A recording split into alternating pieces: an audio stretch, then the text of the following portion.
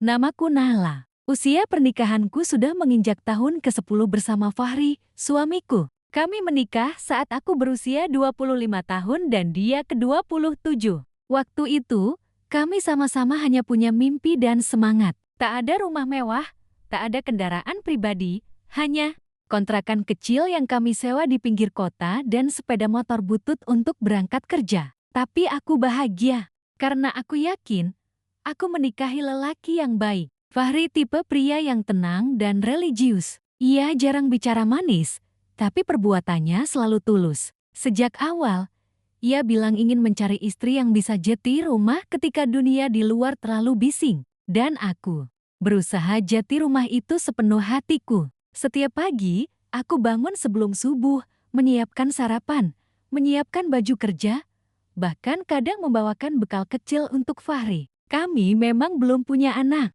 Sudah bertahun-tahun kami coba, mulai dari pengobatan alami hingga medis. Tapi hasilnya selalu sama, nihil. Meski begitu, Fahri selalu menggenggam tanganku dan berkata, mungkin ini cara Allah menguji kesabaran kita. Ujian itu, kuanggap sebagai bagian dari cinta kami. Seiring waktu, ekonomi kami membaik. Fahri mulai punya usaha sendiri di bidang teknologi dan software. Ia mengajak aku pindah ke kota yang lebih besar, meninggalkan kampung halamanku demi peluang yang lebih besar. Aku ragu waktu itu, tapi karena cinta dan kepercayaan padanya, aku ikut. Di kota baru, aku lebih banyak di rumah. Aku tak punya teman, tak punya pekerjaan, dan jauh dari keluarga. Tapi sekali lagi, aku rela, karena aku pikir ini bagian dari pengorbanan seorang istri. Lagi pula, aku percaya Fahri akan menjaga aku seperti aku menjaga dirinya. Dari luar, rumah tangga kami terlihat sempurna. Kami sering saling memuji di depan teman-teman, menghadiri pengajian bersama, bahkan menjadi panutan pasangan muda di lingkungan komplek. Tapi siapa sangka, di balik kesan bahagia itu, ada retakan halus yang mulai merayap, dan aku sama sekali tidak menyadarinya. Belum, tapi pelan-pelan, seperti kabut tipis yang turun sebelum badai, Fahri mulai berubah. Awalnya kecil saja. Ia mulai jarang menatap mataku saat berbicara, sering pulang lebih malam dari biasanya, dengan alasan rapat mendadak atau klien baru. Dan ketika aku menyambutnya dengan peluk hangat di depan pintu, ia hanya menepuk pundakku ringan. Lalu lewat begitu saja. Capek banget hari ini, katanya.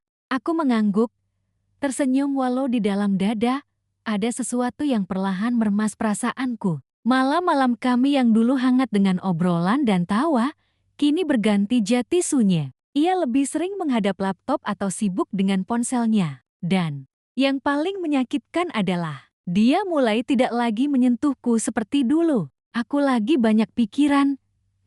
Maaf ya, aku hanya mengangguk, menyimpan kecewa itu rapat-rapat. Aku coba menyibukkan diri.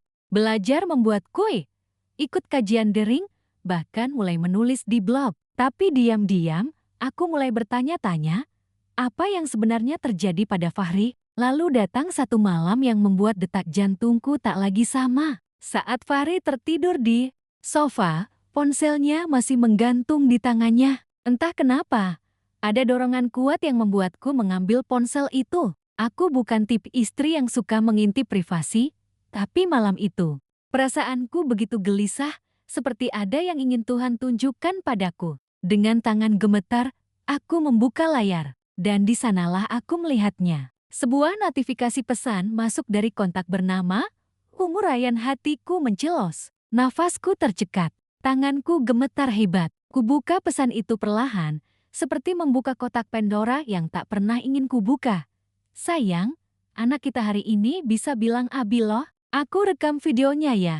Aku tahu kamu pasti rindu. Aku menatap layar itu lama. Tak tahu harus menangis atau tertawa miris. Siapa Ryan? Siapa Ryan? Dan kenapa anak itu memanggil Fahri? Abi, air mataku mulai jatuh tanpa suara. Sejak malam itu, hatiku seperti retak tak bersuara. Tapi aku masih menyangkal semuanya. Mungkin itu cuma klien, mungkin dia cuma mengadopsi anak yatim. Mungkin. Tapi jauh di lubuk hati, aku tahu, Aku sedang menghadapi kenyataan yang tak pernah kupikirkan dan tak pernah kuinginkan. Aku sudah menikah lagi, Neh. Kalimat itu keluar dari mulut Fahri seperti petir di siang bolong. Menikah lagi, bukan selingkuh, bukan main hati, tapi menikah dengan sah di depan penghulu, dengan wali, dan dengan perempuan yang kini memanggil dirinya Umuraian. Aku tidak bisa bernapas. Rasanya seperti ditikam, tapi tak berdarah. Sakitnya, sunyi. Sudah berapa lama? Tanyaku, dengan suara yang bahkan aku sendiri hampir tak dengar. 2 tahun, jawabnya pelan. Waktu itu, kamu sedang sibuk menjalani program kehamilan, dan aku merasa kosong. Aku terduduk. Air mata mengalir begitu saja. Bahkan aku tak mampu membentak atau memaki. Yang kurasakan hanya perasaan. Kalah, aku kalah. Aku kalah sebagai istri. Aku kalah sebagai perempuan. Dan yang paling menyakitkan, aku kalah tanpa pernah diberi kesempatan untuk bertanding. Fahri bilang dia tetap mencintaiku. Katanya aku tetap rumahnya. Tapi rumah macam apa? Yang ditinggalkan begitu saja tanpa kabar, tanpa pamit, untuk membangun rumah lain? Aku niat poligami karena ingin berbuat adil. Neh, kamu tahu itu tidak dilarang, kan? Katanya sambil menunduk, seolah sedang menasihatiku. Kalimat itu bagai pisau tumpul yang menusuk perlahan ke hatiku. Lalu ia melanjutkan, tapi aku janji, kamu tetap istri pertamaku. Kamu tetap punya tempat di hatiku. Aku menatap matanya. Mata yang dulu ku percaya penuh kasih, kini kulihat hanya menyimpan rasa bersalah. Tapi bukan penyesalan. Dan di titik itulah aku sadar aku tidak pernah benar-benar punya pilihan. Dia sudah menikah, sudah punya anak dari perempuan lain. Dan aku hanya menerima kenyataan ini seperti menelan duri dalam diam. Malam itu, aku tak bisa tidur. Aku menatap langit-langit kamar sambil menangis tanpa suara. Apa ini yang disebut pengorbanan? Atau ini hanya bentuk lain dari pengkhianatan yang dibungkus dalih syariat?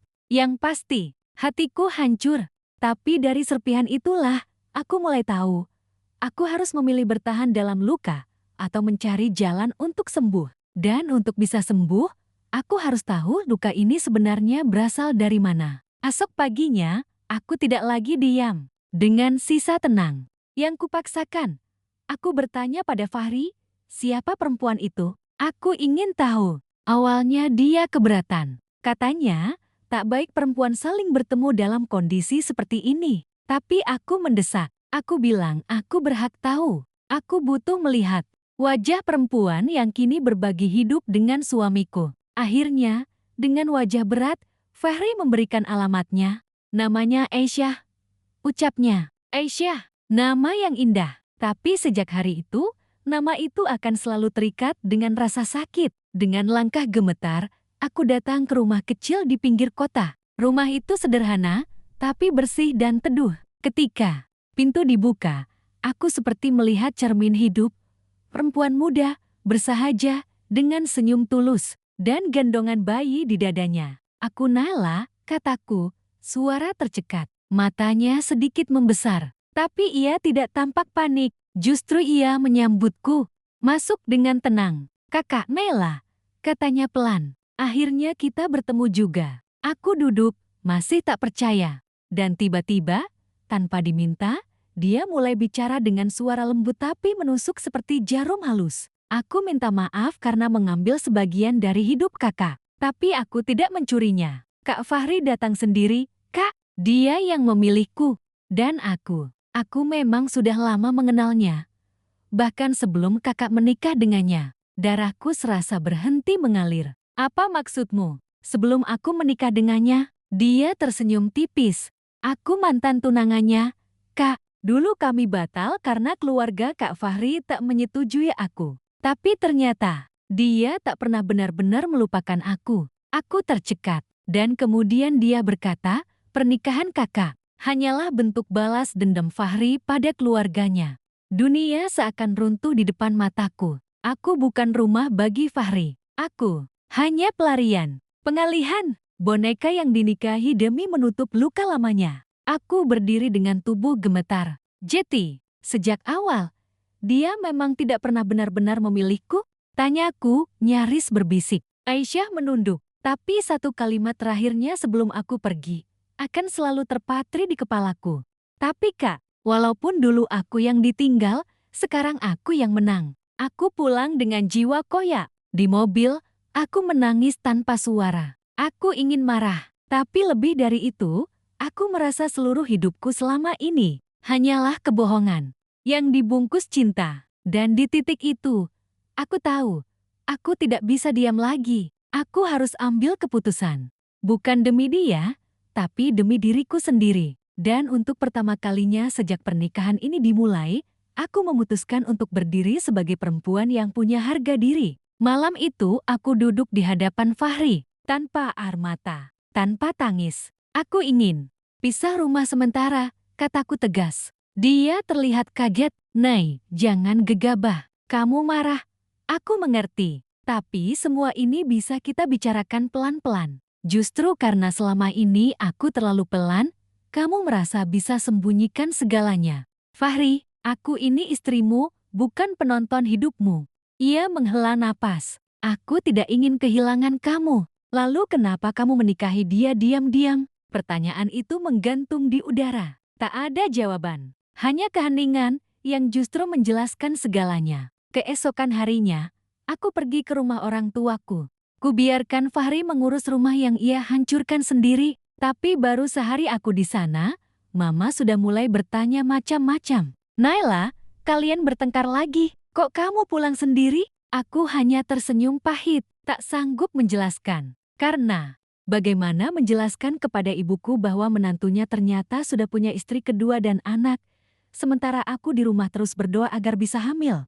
Selama beberapa hari, aku merenung. Apa aku harus minta cerai? Apa aku harus pergi selamanya? Tapi hatiku belum siap. Aku terlalu mencintainya. Atau lebih tepatnya, aku terlalu mencintai bayangan Fahri yang dulu. Hingga suatu siang, aku menerima pesan dari nomor tak dikenal. Assalamualaikum, Kak Naila. Maaf, aku Aisyah. Aku tahu aku bukan siapa-siapa. Tapi aku ingin bicara sekali lagi. Tolong temui aku. Ada hal penting yang harus kakak tahu. Awalnya aku ingin mengabaikannya. Tapi ada rasa yang menyesakkan dada. Seolah ini bukan akhir dari luka, tapi awal dari sesuatu yang lebih besar. Aku datang. Dan untuk kedua kalinya, berdiri di depan rumah yang tak seharusnya menjadi bagian dari hidupku. Dan ketika aku masuk, aku melihat sesuatu yang membuat kakiku lemas.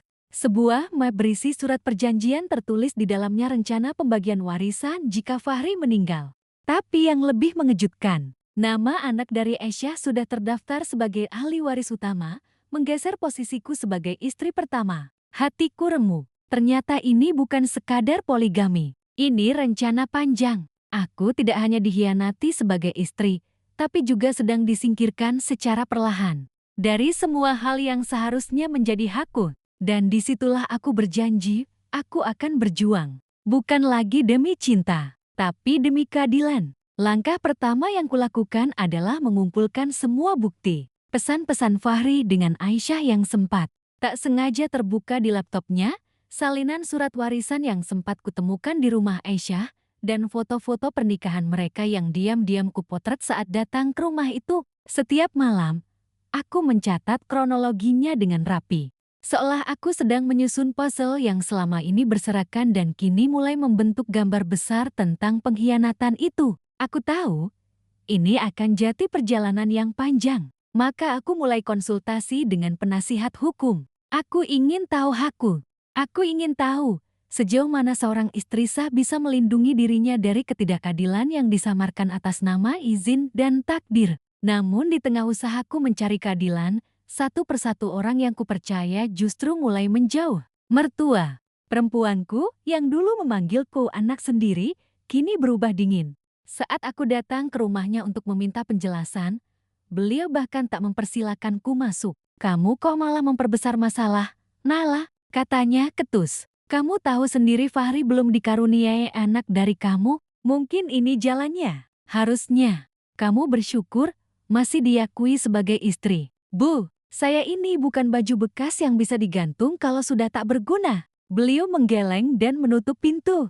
Begitu saja. Yang lebih menyakitkan, kakakku sendiri yang dulu jadi tempat curhatku sejak kecil mulai menjaga jarak. Nei, jangan lebay deh. Kalau Fahri masih kasih kamu nafkah, ya udahlah.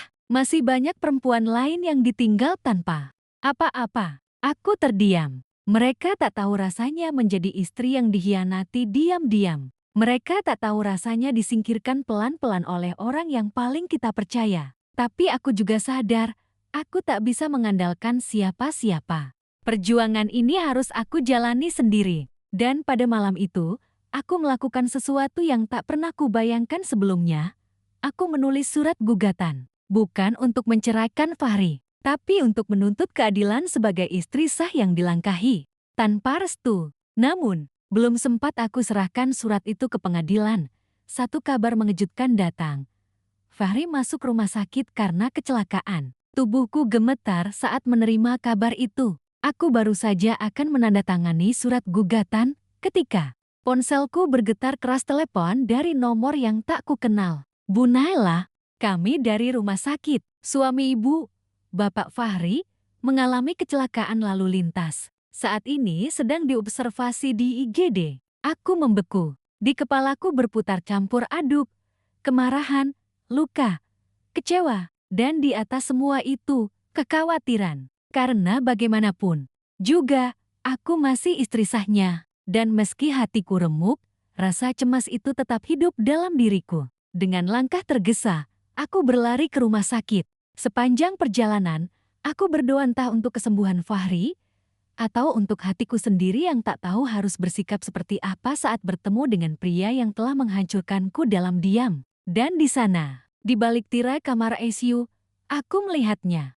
Wajah Fahri pucat, tangannya terbalut perban. Napasnya berat, tapi yang membuat dadaku makin sesak di sampingnya, Aisyah duduk sambil memegangi tangan Fahri erat-erat. Aku istrinya, kataku dengan tegas saat masuk. Aisyah menoleh, jelas terkejut, tapi ia tak melepaskan genggamannya. Kami juga keluarga, sahutnya cepat. Aku hamil, Mbak Naila. Dokter bilang, Fahri harus tenang, jangan sampai stres. Kalau kamu datang buat drama, mending keluar. Hamil, kata itu menghantamku lebih keras dari kecelakaan manapun. Aku berdiri kaku, rasanya seperti tak ada ruang lagi di dunia ini yang bisa kupijak. Saat itulah perawat masuk dan memintaku keluar sementara mereka memasang alat bantu.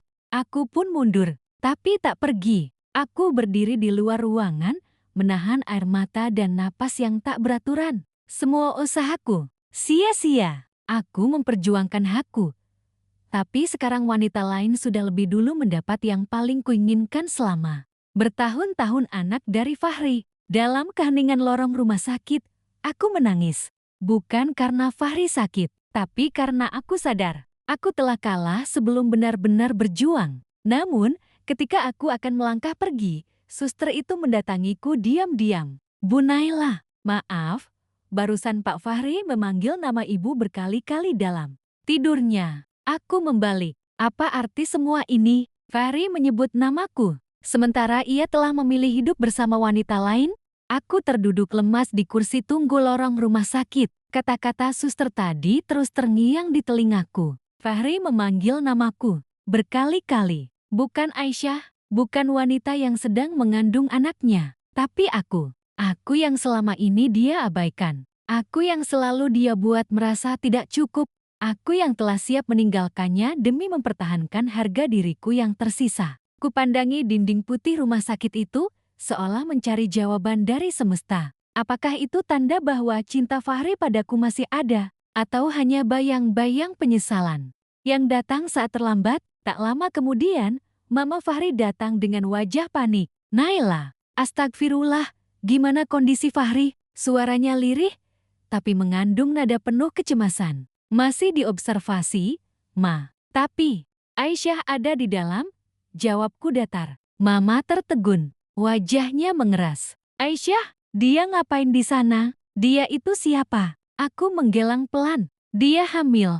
Ma, Mama mematung. Lalu, seperti seseorang yang baru ditampar kenyataan, ia menatapku dengan mata berair. Anak itu, Fahri tega. Astagfirullah, Saat itulah pintu kamar terbuka. Aisyah keluar sebentar untuk menelpon seseorang. Saat melihatku duduk bersama Mama, ia berhenti lalu mendekat. "Mbak Naila, aku mohon, jangan bikin masalah. Kalau Mbak masih cinta Fahri, tolong biarkan dia tenang. Dia butuh aku sekarang." Aku berdiri, bukan karena marah, tapi karena aku ingin melihat wajahnya langsung saat aku mengucapkan kalimat ini.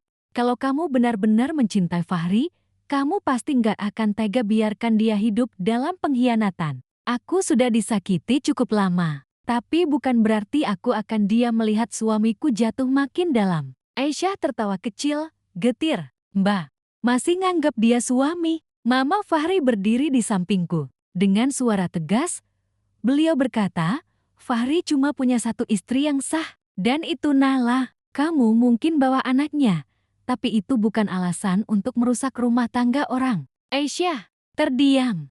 Terlihat jelas dia tak menduga akan mendapat perlawanan. Sementara itu, dalam hati, aku mulai merasa, aku tak bisa terus seperti ini. Aku tak ingin hidup dalam luka yang sama terus-menerus. Aku tak mau setiap langkahku dibayangi oleh wanita lain dan bayi yang bukan dari rahimku. Tapi di sisi lain, aku pun tak bisa pura-pura kuat. Saat suamiku menyebut namaku di antara ketidaksadaran hidup dan mati, ini bukan tentang memenangkan Fahri, tapi tentang menyelamatkan diriku sendiri. Malam itu, aku berjalan keluar dari rumah sakit. Dengan langkah berat, aku menatap langit hitam dan berbisik lirih, "Tuhan, kalau ini jalanku, tolong kuatkan aku mengambil pilihan terakhir." Langkahku tertatih meninggalkan rumah sakit malam itu.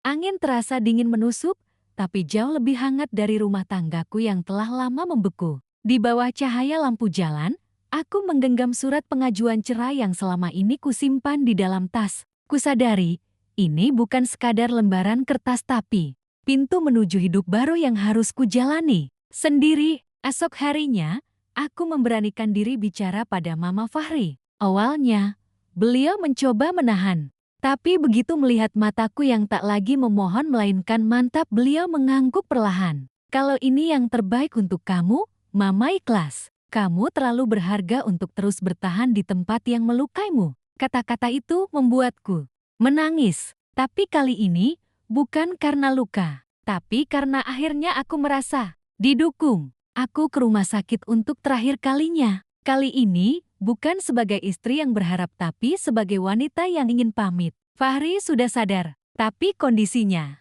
masih lemah. Ia menatapku saat aku masuk ke ruangannya. "Naila." Suara itu lirih, tapi bukan sekadar memanggil, seolah menahan waktu agar tak berputar terlalu cepat. Aku duduk di samping tempat tidurnya. "Maafkan aku," katanya pelan. "Maaf karena selama ini aku buta. Aku pikir, aku tahu apa itu cinta. Tapi ternyata, aku salah." Aku diam. Hatiku masih terasa remuk, tapi kini sudah tak ada ruang untuk harap. "Fahri, kamu mencintaiku atau hanya merasa bersalah padaku?" Ia menunduk, tak menjawab, karena kalau kamu masih harus berpikir, maka jawabannya sudah cukup jelas. Aku berdiri, menatap wajah yang dulu sangat kucintai itu untuk terakhir kalinya sebagai seorang istri. Aku akan pergi, bukan karena aku kalah, tapi karena aku akhirnya menang atas diriku sendiri. Aku bisa mencintai tanpa kehilangan diriku. Fahri menangis, tapi air matanya tak mengubah apapun.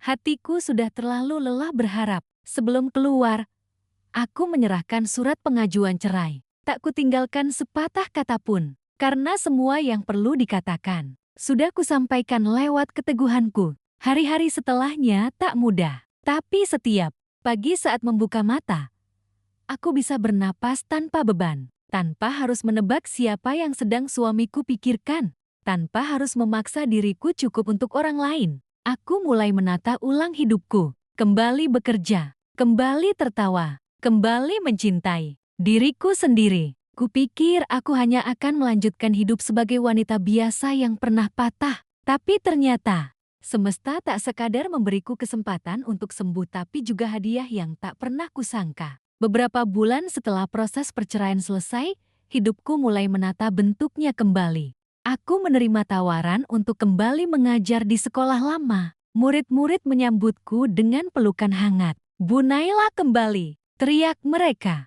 Ada tawa, ada haru, dan untuk pertama kalinya sejak lama, aku merasa dicintai tanpa syarat. Suatu hari, dalam sebuah seminar pendidikan yang kuhadiri, aku berkenalan dengan seseorang.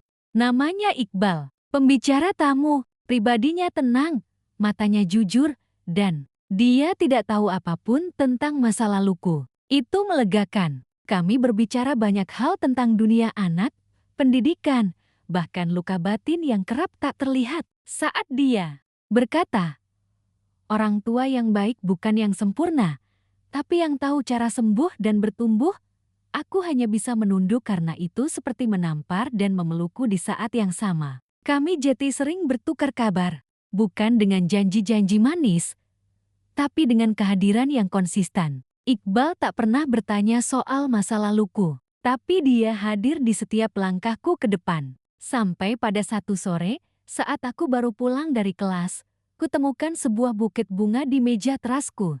Di sela kelopak, ada secari kertas bertuliskan, "Aku tahu kamu sudah pernah mencintai seseorang sepenuh hati dan terluka karenanya. Tapi aku tak datang untuk menggantikan, aku datang untuk berjalan bersamamu. Kalau kamu mau." Air mataku jatuh, bukan karena sedih, tapi karena aku akhirnya sampai di titik ini siap mencintai lagi. Bukan karena aku kesepian, tapi karena aku sudah penuh. Aku berdiri di cermin malam itu, menatap diriku. Wajahku sama, tapi hatiku telah berubah. Dulu aku istri yang merasa tidak cukup, kini aku wanita yang tahu nilainya. Aku menang, bukan karena aku kembali disintai, tapi karena aku tidak kehilangan diriku sendiri. Kupikir bab tentang masa lalu telah selesai kututup rapat. Tapi hidup, nyatanya, punya caranya sendiri untuk menguji luka yang katanya sudah sembuh. Hari itu, aku sedang mendampingi Iqbal menghadiri peluncuran buku anak di sebuah pusat literasi. Kami berdiri berdampingan, membicarakan rencana kerjasama, program edukasi. Aku merasa utuh, damai, hingga satu suara mengusik segalanya. "Nala," aku berbalik pelan. Jantungku seperti melompat dari dadaku. Revan, dengan wajah yang jauh lebih tirus dari terakhir kali kulihat. Dia berdiri tak jauh dariku, bersama seorang wanita yang tak lain adalah Fir. Wajah mereka pucat ketika melihatku bersama Iqbal. Tapi aku tidak goyah. Aku berdiri tegak, bahkan sempat menoleh ke Iqbal dan berkata tenang, "Ini Revan, mantan suamiku." Iqbal, seperti biasa, hanya mengangguk santun. Tak bertanya, tak bereaksi berlebihan. Tapi Revan, dia seperti orang yang baru tersadar dari mimpi buruk. "Aku gak nyangka kamu bisa secepat ini bangkit," katanya. Suaranya nyaris bergetar. Aku tersenyum. "Bukan secepat itu, kamu cuma gak pernah lihat prosesnya." Matanya merah. Fir hanya menunduk. Ada rasa tak nyaman di wajahnya. Aku tak bertahan lama. Kupamit sopan dan melangkah pergi. Tapi sebelum benar-benar menjauh, Revan memanggilku lagi. "Nei, aku salah. Aku kehilangan segalanya. Setelah kamu pergi." Aku menoleh pelan. "Kamu tidak kehilangan aku, Revan. Kamu hanya kehilangan kendali atas seseorang yang dulu kamu anggap akan terus bertahan meski disakiti." Diam. Mungkin dulu aku terlalu cinta, sampai lupa mencintai diriku sendiri. Tapi sekarang aku sadar aku pantas bahagia. Dan kamu sudah bukan bagian dari cerita itu. Aku pergi, bukan dengan amarah, tapi dengan kelegaan. Karena untuk pertama kalinya, aku berdiri di depan masa laluku tanpa gentar dan menyambut masa depanku dengan kepala tegak. Hari itu aku pulang ke rumah dengan hati yang penuh, bukan dengan luka, tapi dengan keberanian. Aku berdiri di depan kaca kamar tidurku, menatap pantulan seorang wanita yang akhirnya utuh bukan karena disempurnakan orang lain, tapi karena menyembuhkan dirinya sendiri. Aku memandangi cermin itu lama, seakan berbicara pada Nala yang dulu, yang sabar sampai habis, yang setia sampai hancur, yang kuat padahal nyaris mati di dalam. Lalu aku tersenyum. "Kamu gak kalah, Nala. Kamu cuma berproses." Beberapa minggu berlalu, aku dan Iqbal kini bekerja bersama mengelola program pendidikan untuk ibu-ibu rumah tangga. Di tiap wajah mereka, aku melihat sedikit cerminan diriku yang dulu merasa tak berarti hanya karena kehilangan cinta dari seseorang. Suatu sore, saat aku sedang memberi materi tentang self-worth, salah satu ibu bertanya, "Bu Nala, apa enggak pernah takut jatuh cinta lagi setelah disakiti?" Aku menatapnya, lalu tersenyum. Takut itu pasti, tapi rasa percaya pada diri sendiri itu lebih penting. Kalau kamu sudah utuh, kamu nggak takut kehilangan siapapun. Karena kamu tahu, kamu cukup, bahkan sendirian. Seketika ruangan hening, lalu tepuk tangan bergema. Tapi aku tahu, bukan itu yang membuat mataku basah. Melainkan suara hatiku yang akhirnya bisa berkata dengan lantang, "Aku baik-baik saja sekarang." Iqbal menghampiriku. Setelah sesi selesai, "Naila, kamu luar biasa," katanya lirih. Aku mengangguk pelan. Untuk pertama kalinya, aku percaya kalimat itu. Kami berjalan keluar bersama. Senja jatuh lembut di langit, seperti lukisan damai yang Tuhan kirimkan untuk menutup bab panjang hidupku. Di jalan pulang, aku menerima sebuah pesan dari Revan. Hanya satu kalimat. "Terima kasih sudah membuatku sadar, meski saat semua sudah terlambat." Aku tidak membalas. Bukan karena aku marah, tapi karena aku tidak lagi membutuhkan penjelasan. Karena aku tidak lagi sama.